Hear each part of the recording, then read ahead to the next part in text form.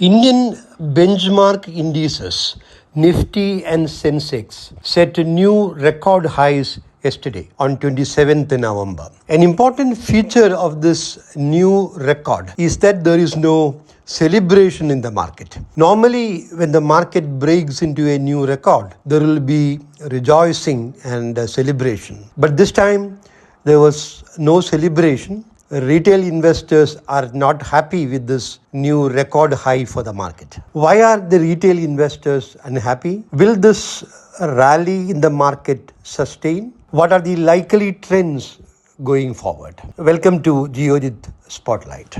Retail investors are not celebrating this new record because majority of them have not participated in this rally. We know that majority of retail investors have a stock portfolio dominated by small caps. Small caps have not participated in this rally. That's why there is no celebration in the market. What will be the trend going forward?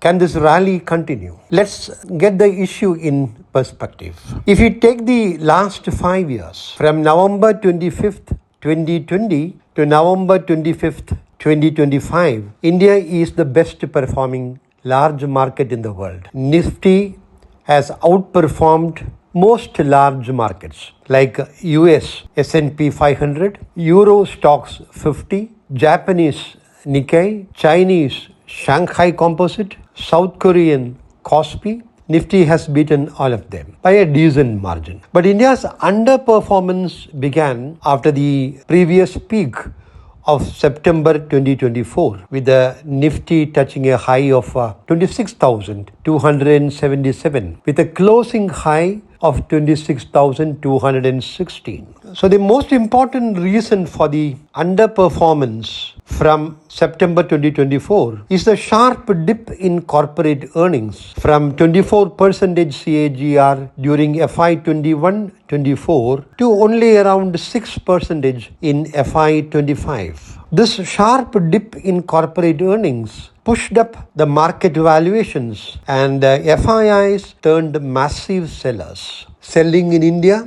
and taking the money to cheaper markets like Hong Kong, South Korea, Taiwan, Malaysia, and even to Nikkei and some European stock markets. The AI trade in artificial intelligence stocks, facilitated this trade away from India to other markets. The Trump tariffs also impacted the economy and the market sentiments. Now, the scenario is changing. The bold reforms implemented by the government this year, the income tax cuts and the GST cuts and GST rationalization, and also the 100 basis point interest rate cut by the MPC, Monetary Policy Committee, have paved the way for improvement in corporate earnings. This financial year, that is financial year 26, corporate earnings growth will be around 10%, higher than the earlier estimates of around 8%. And this is likely to be followed by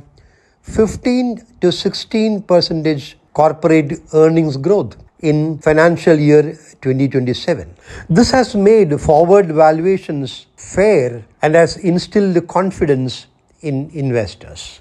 This is the reason why India VIX, the fear gauge, has come down drastically. There is an important data point which investors should keep in mind. 8 stocks have 50% weight in Nifty 50. HDFC Bank, Reliance Industries, ICICI Bank, Bharti Airtel, Larsen & Toubro, ITC, Infosys and SBI. These 8 stocks have 50% weight. So when these 8 stocks, or at least 5 or 6 of these index heavyweights move up, Nifty also moves up. This was what happened now. Also, the rally will be helped by some other stocks in Nifty that spike up sharply.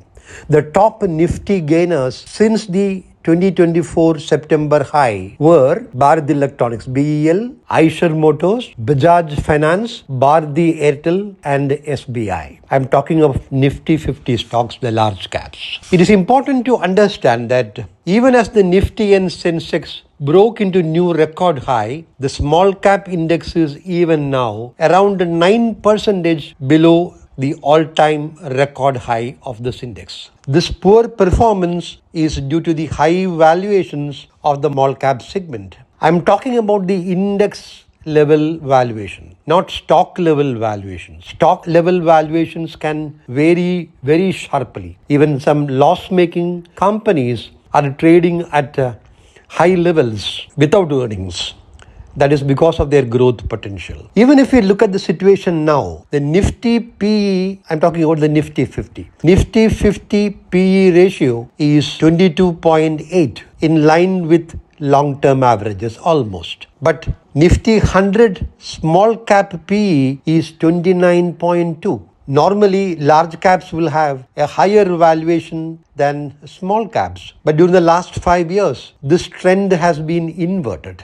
Of course, the mid-cap index have a higher PE of 33.6. But then the mid-caps have earnings support. A large part of the corporate earnings growth have been coming from the mid-caps, apart from the 5 or 6 large caps which I mentioned earlier. So there is earnings acceleration in mid-caps, but unfortunately earnings deceleration in small caps. This is a big difference. At this stage, we can say that we have turned the corner. The market may gain momentum going forward. An India-US trade deal with fair tariffs on India can give further momentum to the market. This deal has been keeping us in suspense for quite long, but it can happen at any time. But investors should understand that there is no scope for a runaway rally in the market. Expect only modest returns. Don't chase overvalued small caps. Remain invested. Continue investing in segments that can deliver earnings growth. Banking and financials will deliver earnings growth. Automobiles, auto ancillaries, and telecom will deliver earnings growth. In IT, the large cap IT and particularly mid-cap IT will deliver earnings growth. Despite the run-up in valuations, healthcare, hospitals and pharmaceuticals, that is, will deliver earnings growth. Cement and segments of capital goods also will deliver earnings growth. In brief, invest in growth segments. Consider valuations while investing. Thank you.